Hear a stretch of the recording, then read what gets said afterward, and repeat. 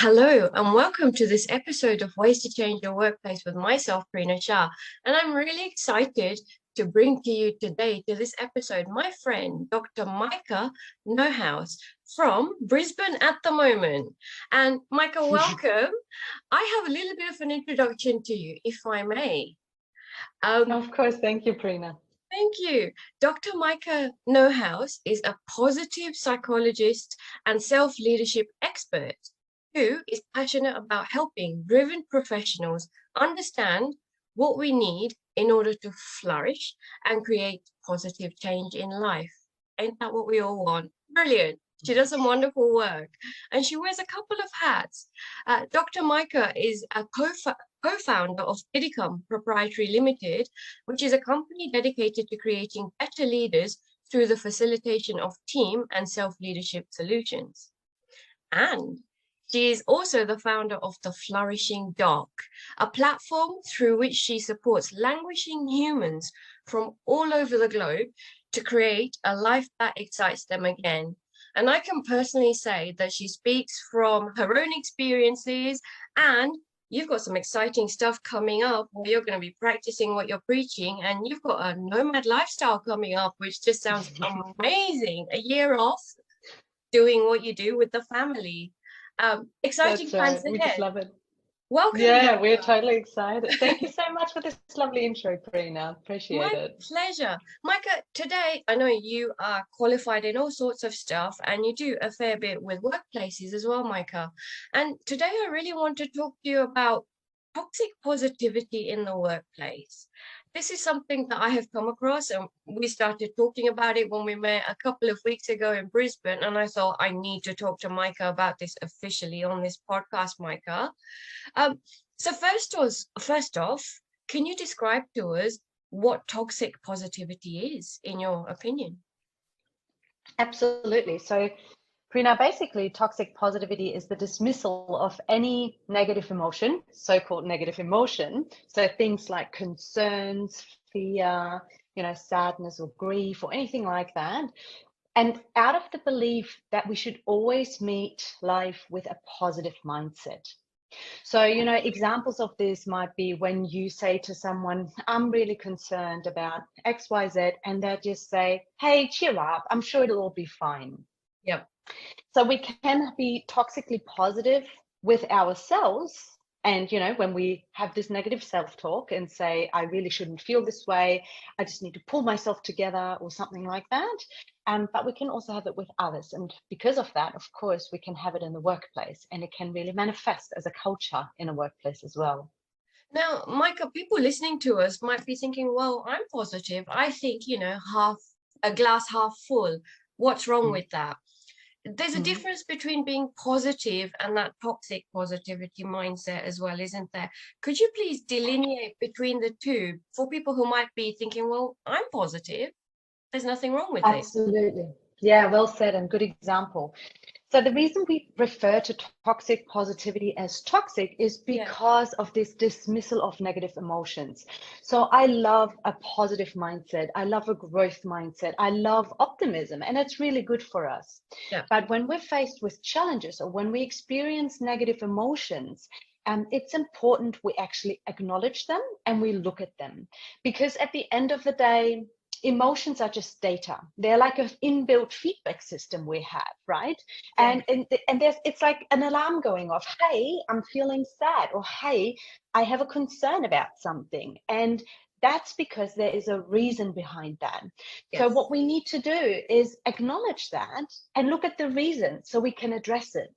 But dismissing it doesn't help anyone, and you can't ever change anything also in a team if you dismiss concerns. Those concerns won't go away. And I often say to people, it's like living in a house and you have smoke alarms, and the smoke alarms go off and you just turn them off instead of looking at where the smoke is coming from, or whether there's maybe a fire somewhere. So eventually, that won't go away. That'll just become bigger. We need to actually address it. So there's a big difference between being positive and being toxically positive. Everything sort of, needs to have a balance. Yeah. And you can be positive, but that comes after you've actually acknowledged and accepted whatever negative emotion you feel. And to be honest, there are no such things as negative emotions. We just give them labels, and we don't like them because they might not feel amazing, but they have a very important place for us. Because as I said, they're just like a feedback system, and often they just ring alarm bells to say, hey, you know what, something isn't going in the right direction. I have a concern about this. And we usually have concerns about things because we have past experiences that have taught us a thing or two, right? So it's all about balance, and it's all about, we need to feel whatever we feel. And that doesn't mean we dwell on those things and become negative. We need to acknowledge them and deal with them. Beautiful. I love the description that you give and the analogy of the smoke alarm, especially. So there's toxic positivity, which you've just described, and then there's healthy positivity, whereby we actually, we acknowledge, we listen to those negative feelings that have come up. We don't dismiss them whatsoever, but we address them in whatever ways afterwards, after we've observed and acknowledged them also. We don't just, ignore altogether. Okay, exactly. Excellent. Now, Maike, so we're talking about it from an individual perspective. Let's talk about it from a workplace perspective, because I have seen it a lot, and from your experience as well. How is toxic positivity portrayed within the workplace from your experience and what you've come across? Yeah, absolutely. So I have to say that I have never experienced a toxically positive workplace, luckily. But I think I've been very lucky, because I can hear many people talk about this and say, I've definitely experienced it. Yeah. So the way it can manifest in a workplace is, of course, amongst colleagues, if that's just, for a while, it seems to be quite the fashion to have this positive mindset, and you're being called out as being a pessimist or something like that if you don't show that. So there might be an expectation. It might be literally almost a little bit fashionable, but it's also, of course, something that leadership portrays, and that might be expected from higher up in the hierarchy. So, and then it can manifest itself in, for example, team leaders or executives only sharing the positives of the company and the achievements, and never sharing anything where they might go wrong, where they failed a little bit, or things they have concern about.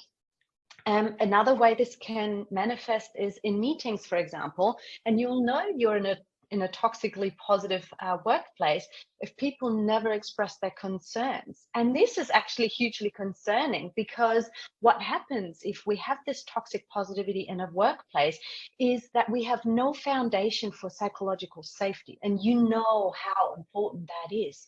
Without this ability to actually speak up when we're nervous about something, when we have concerns about something, whether we've maybe made a mistake, a company won't be able to grow, and also people won't feel safe.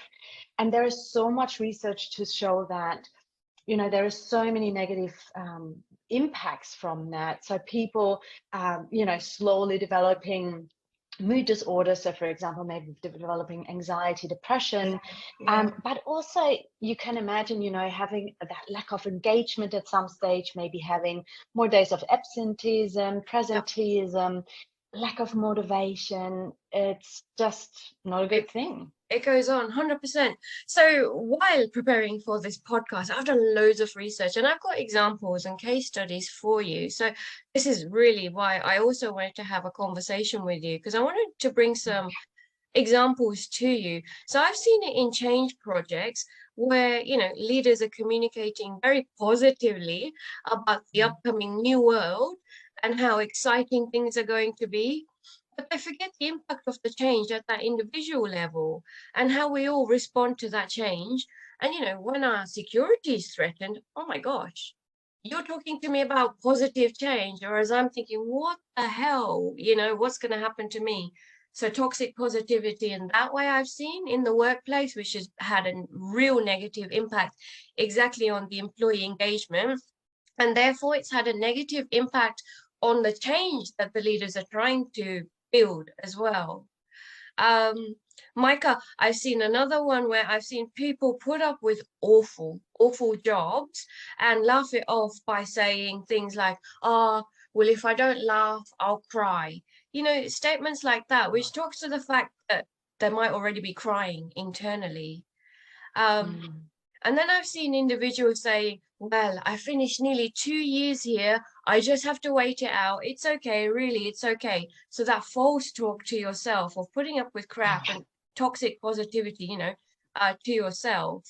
Um, and then, like you said, I've seen others trying to uplift others at work who are not in a good place. They've got good intentions, trying to uplift your colleague, but Yeah. talking too much and taking it too far on the scale of that toxic positivity.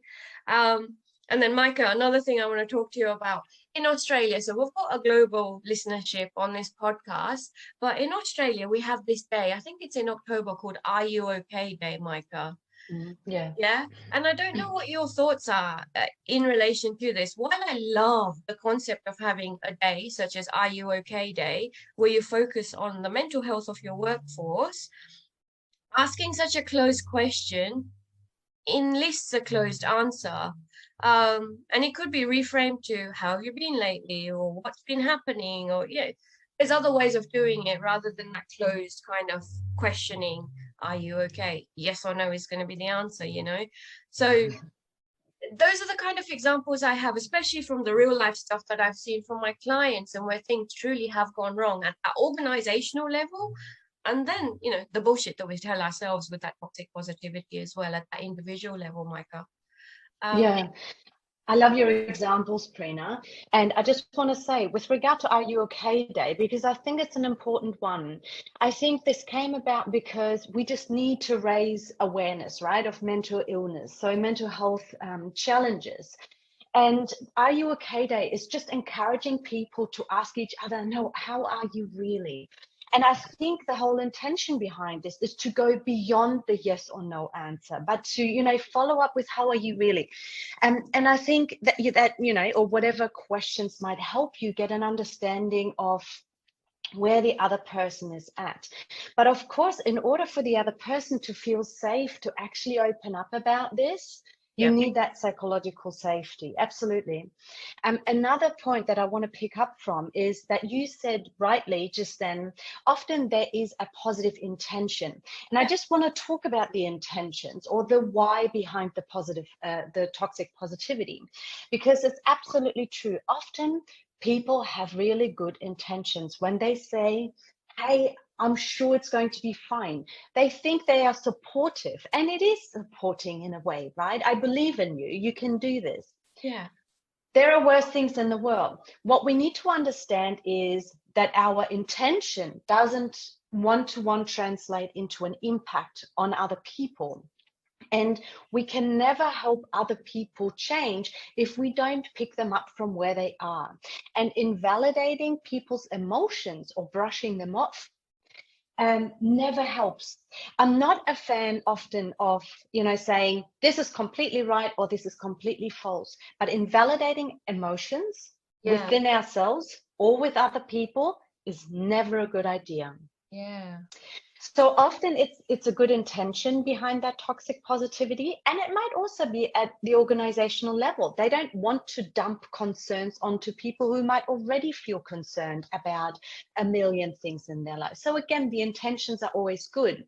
Sometimes it can also be a coping mechanism because literally they don't know what to do with that information when someone says, I have really big concern, or I'm not happy, or I feel frightened, or something like that.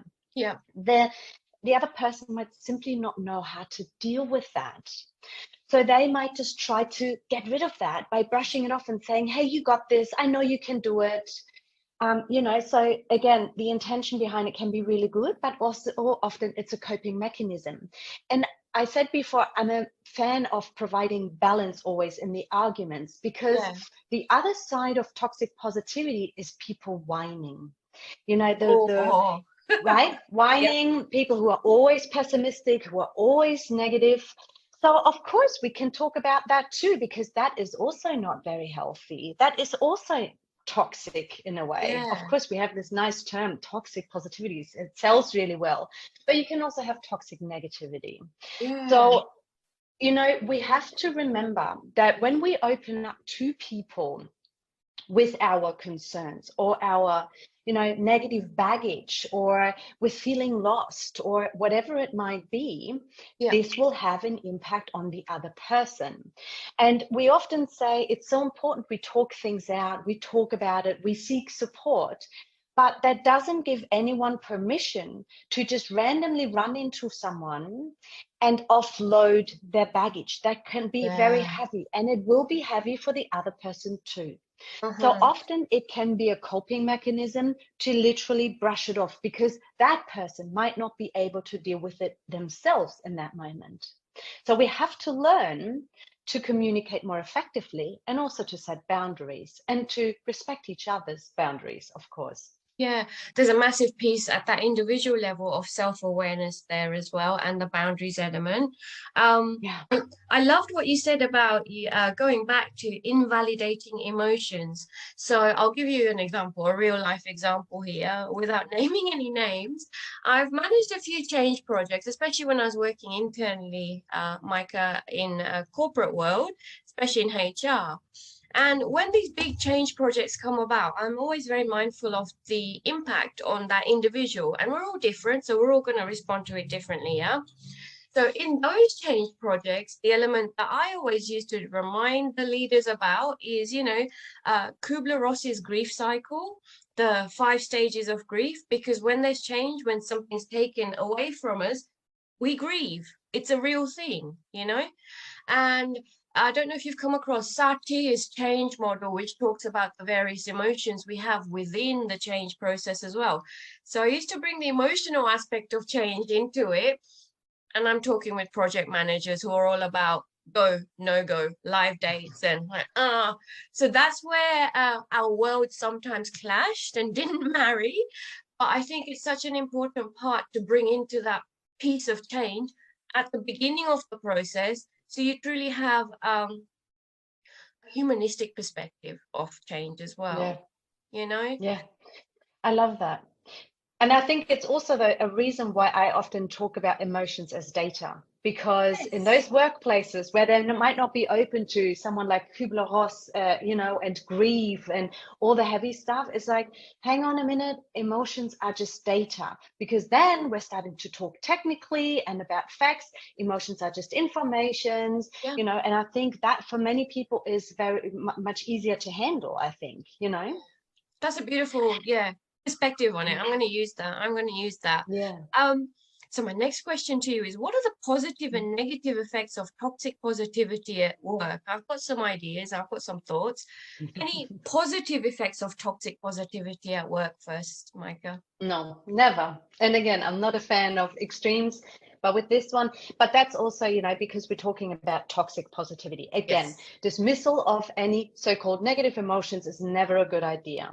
Yep. So toxic positivity, there is never anything good about it. Positivity, now Yep. we can talk, because positivity and optimism, of course, they are hugely valuable. And Yeah. these are at the core of a lot of the work I do.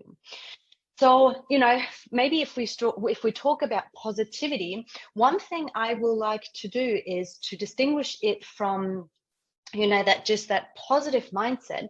Let's talk for a minute about positivity practices. And actually, I need to go one step back, because everything we've been covering so far is basically the pinnacle of emotional intelligence. So Yes. some of your listeners, or most of them, might be familiar with Daniel Goleman's model of emotional intelligence. And basically what it is, it has 4 elements: self-awareness and self-management, and social awareness and relationship management. So when we talk about toxic positivity, we can have that within ourselves, and we can have that in our relationships with others, right?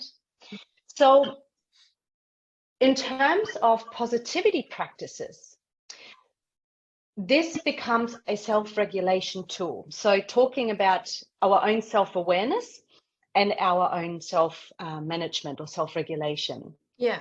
And we can use positivity practices to regulate our emotions from feeling stressed and nervous, or even sad, to feeling balanced again and in control and calm, right? Yeah. But these positivity practices, if Yeah. we are upset, if we are stressed, if we are anxious, always start with mindful awareness. So we have to look at what is going on. That doesn't mean we identify with the emotion. It's exactly the opposite. We kind of take a step back, look at it and go, hey, instead of saying, I am anxious, I am sad, you say, I notice that I am feeling sad again, or something like that. So you take that distance and then you go, okay, you acknowledge that you are more than the emotion. And then you can look at, okay, what is it that is triggering these emotions? Is there any, relevance to it? For example, is this just an old me or my inner critic coming up and trying to, I don't know, tear me down or something like that? Or is there something valid about it? And if so, what can I do about it? So this, for example, is the beginning of a positivity practice. A lot of the other positivity practices are then to regulate your nervous system. So, for example, going for a walk, going outside, doing a quick mindfulness practice or like a short meditation, listening to music, doing some breathing exercises. So those are all evidence-based tools we can use to regulate ourselves, regulate our emotions, get out of that, fight or flight response or something like that, and put our brain back into a situation where we can actually think logically and reason and make those very good decisions. So those are actually what are called positivity practices. So they help us regulate our emotions. And then when we we can talk about optimism, because what we often mean when we talk about positivity is optimism. Yes. And what I would like your listeners to be able to distinguish here is there's basically two different types of optimism. One is what we often just refer to, that general optimism of just confidence that something is going to turn out well in the future. And this could be, for example, I'm optimistic that the weather is going to be fine next week. Okay. Very much in contrast to that is something called learned optimism. Right. And this has got to do with feeling positive about something in the future turning out great because of my own input. So this is now very different qualitatively, because here I am having some kind of control over the situation. Okay, this future event comes down to my own actions. Yeah. And what determines that optimism, whether or not we are optimistic or we have that learned optimism, depends on a number of different things. So part of that might be genetic, but it's of course our learned experiences from the past. So for example, if I know in the past I've had a similar challenge and I know I've overcome that, and I can look at what I've done to overcome that, of course I'll feel more optimistic about the upcoming challenge as well, because I know I have a high level of self-efficacy or confidence in my own ability to overcome challenges, and I know I'll be able to address that again too. Beautiful. So just to give you an example, and we know from research that having optimism is great, is actually associated with so many positive outcomes that we also refer to it as the Velcro construct, because it's like optimism is like a Velcro that all the other positive outcomes just stick to. But with any optimism, you can be realistically optimistic or you can be unrealistically optimistic. So if in the past you've failed, you failed all your tests at uni, why should you be optimistic about the upcoming test? Maybe it's better to actually listen into maybe a little bit of anxiousness, because in that moment it can actually help you prepare better. So, there's a difference. Absolutely. And those negative emotions, as we call them, negative, actually help us and they spur us on. Like this example you just gave for the exams. I had to think about the positive and negative effects of toxic positivity at work.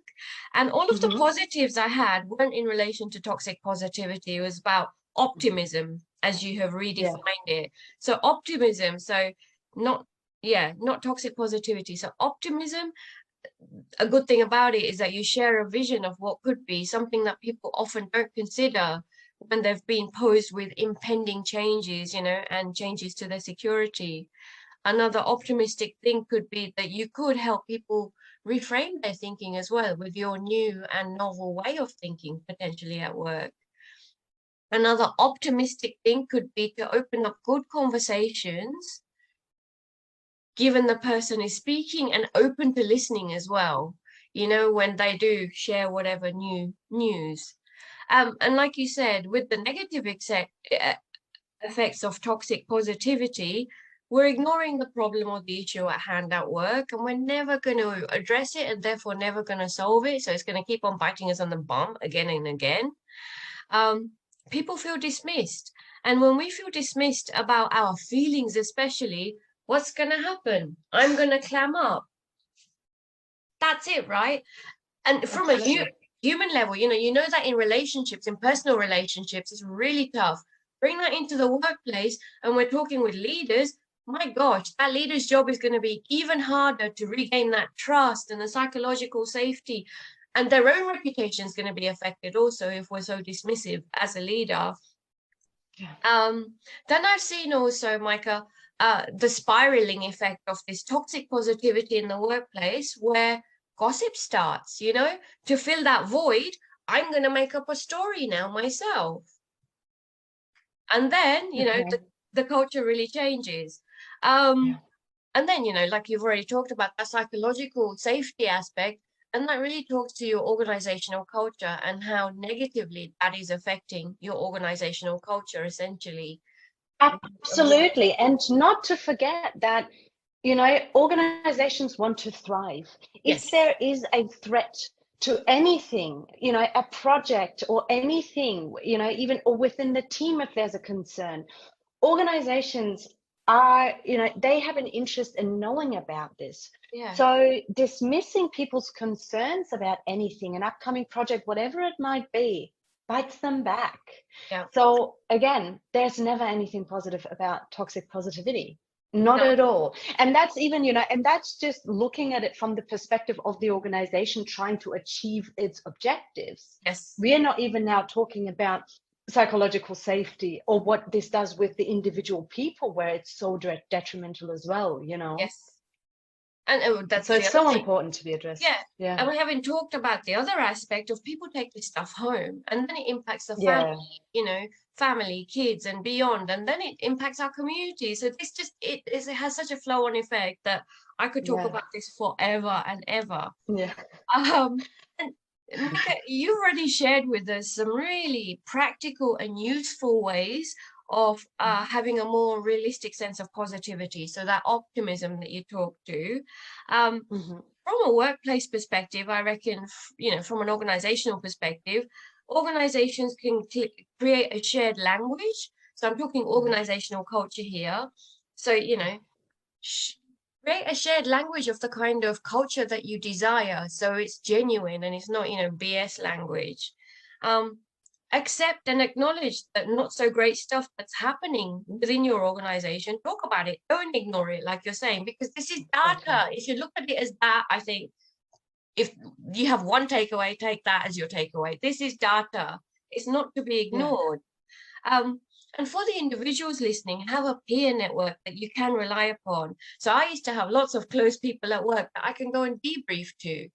Now, there's a big difference when we're feeling yucky of debriefing and gossiping. So very careful there in relation to not or venting. Yeah, or offending others. Yeah. Yes, absolutely. No, venting, sorry. Or venting, yes. Yeah. That's it. And Micah, for the HR people listening, I was thinking to design a strong employee experience, considering all of the milestones of the employee life cycle and the touch points, and considering how it can be a truly genuine experience, you know. So there's so much work that organizations can do in relation to being optimistic. Absolutely. And I love all the, you know, all the tips you just sort of shared and also summarized. And I think it all starts with raising awareness as well. So if you think as a workplace, you know, you might have an issue with this, then start, you know, with a program, with some training, raise awareness. But also, of course, you know, a blanket rule you can use for anyone, for within themselves or in their relationship to other people: never invalidate validate anyone's emotions. So instead of saying things like, hey, cheer up, at least say, I can help, I can see why that might be challenging for you, or I hear you. Is there anything I can do to help you? Or is there anything you've tried to, maybe address this? Because that sounds really tough. That's very, very different to straight away jumping in with that positivity.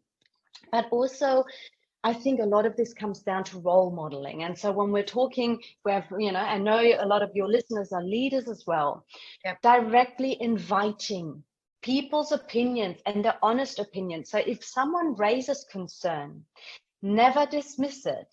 Acknowledge it, validate it, maybe dig deeper, certainly address it, and thank them for it. If you do, well, there's your positive reinforcement, and other people will understand implicitly that it's okay to raise concerns. Yeah. So I think that's very important. But also, you can also role model the way you talk to other people. And also you can role model the way you enforce your own boundaries by saying things like, hey, if you remember when yesterday in that meeting you said you raised this and that concern, this is how it made me feel in that moment. This is the impact it had on me.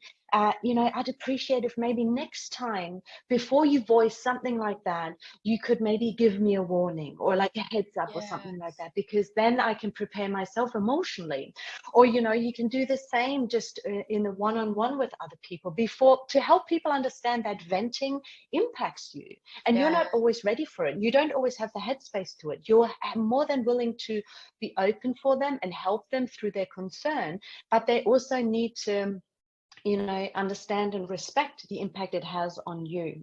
So again, we can role model that in the way that we communicate our boundaries with others as well. So I think that's just what I'd add to that as well. That's beautiful. And what a deeper and richer conversation that creates, and a better connection between me and you also, then, if we've had that conversation. Wow, that's what we want. Absolutely. Maike, I could talk to you forever, but I have one final very important question for you. Sure. If I was to give you a magic wand, what is one way you would change the way of the workplace?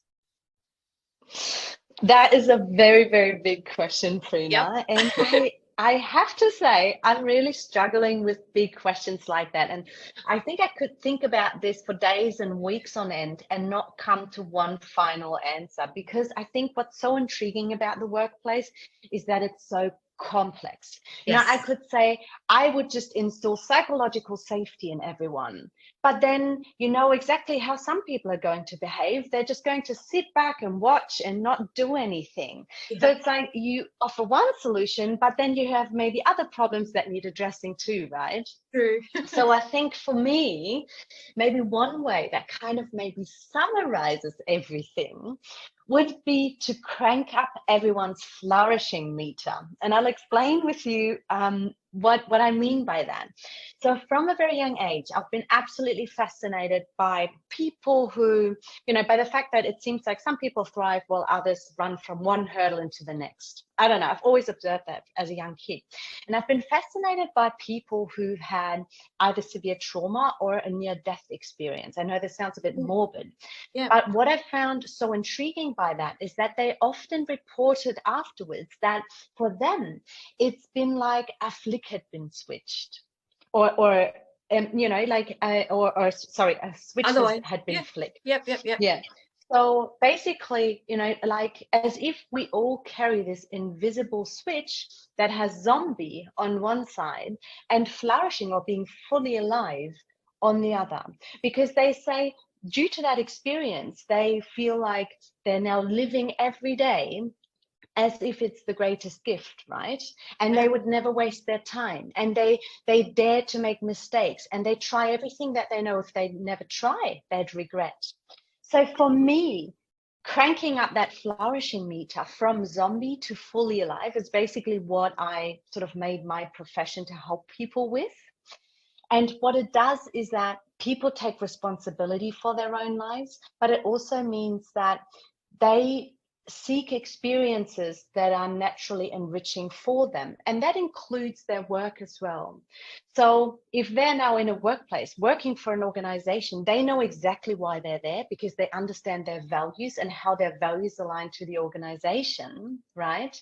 And they take responsibility for their own action, and they don't waste their own time, and they also don't waste other people's time. They have an interest in being efficient in their communication, in their work, or everything else. So I think that was a very long answer to say Oh, I'd crank up everyone's flourishing meter.